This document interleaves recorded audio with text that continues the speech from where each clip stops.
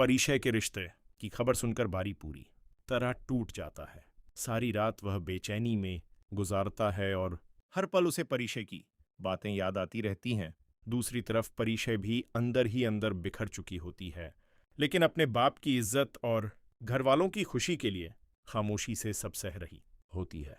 मिनाल बार बार बारी को समझाने की कोशिश करती है कि शायद परिशय के पास कोई बड़ी मजबूरी हो, मगर बारी गुस्से और दर्द में किसी की बात सुनने को तैयार नहीं होता। उधर अनाया इस मौके का फायदा उठाने की कोशिश करती है। वह शियान साहब को भड़काती है कि अगर अभी भी बारी को नहीं रोका गया तो सब कुछ हाथ से निकल जाएगा। लेकिन पहली बार शियान साहब खुद सोच में पड़ जाते हैं। उन्हें महसूस होने लगता है कि कहीं ना कहीं सबसे बड़ी गलती उन्हीं से हुई है। इसी दौरान राहिल को एक ऐसा राज पता चलता है जो सब कुछ बदल देता है।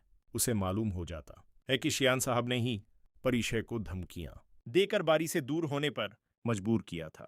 यह सच जानकर राहिल का गुस्सा फूट पड़ता है और वह सीधे अपने वालिद के सामने खड़ा हो जाता है। वो कहता है कि आपने सिर्फ बारी की नहीं बल्कि परिशय की जिंदगी भी बर्बाद कर दी है। दूसरी तरफ जब बारी को परिशय की कुर्बानी का सच पता चलता है तो उसके पैरों तले जमीन खिसक जाती है। वह बिना देर किए परिशय के घर पहुंच जाता है, लेकिन वहां जाकर उसे पता चलता है कि परिशय का निकाह होने वाला है। यह सुनते ही बारी बेकाबू हो जाता है। वह सबके सामने निकाह रोकने की कोशिश करता है और चीख कर कह देता है कि वह सिर्फ परिशय से मोहब्बत करता है और किसी भी कीमत पर उसे खोना नहीं चाहता। बारी की बातें सुनकर परिशय की आंखों में आंसू आ जाते हैं, मगर वह टूटे हुए दिल से कहती है कि अब बहुत देर हो चुकी है। लेकिन बारी हार मानने वालों में से नहीं होता। वह सबके सामने अपने बाप की गलतियों का एतराफ करता है और परिशय से एक आखिरी मौका मांगता है। पूरा घर यह सब देखकर हैरान रह जाता है। परिशय के वालिद गुस्से में आकर बारी को तुरंत वहां से जाने के लिए कहते हैं, मगर बारी हाथ जोड़कर सिर्फ इतना कहता है कि वह एक बार अकेले में परिशय से बात करना चाहता है। परिशय की आंखों से आंसू रुकने का नाम नहीं लेते, क्योंकि वह जानती है कि बारी उससे सच्ची मोहब्बत करता है।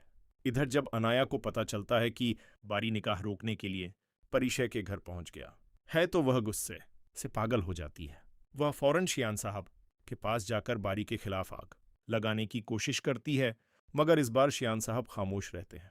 उन्हें पहली बार अपनी गलतियों का एहसास होने लगता है और अब उन्हें परिशय का दर्द समझ आने लगता है। दूसरी तरफ मिनाल परिशय की अम्मी को समझाती है कि बारी और परिशय एक दूसरे से सच्ची मोहब्बत करते हैं और उन्हें अलग करना सबकी जिंदगी तबाह कर देगा। राहिल भी मिनाल का साथ देता है और सबके सामने अनाया की साजिशों का पर्दाफाश कर देता है। यह सुनकर पूरा घर दंग रह जाता है, जबकि अनाया की बोलती बंद हो जाती है। आखिरकार परिशय बारी से बात करने के लिए तैयार हो जाती है।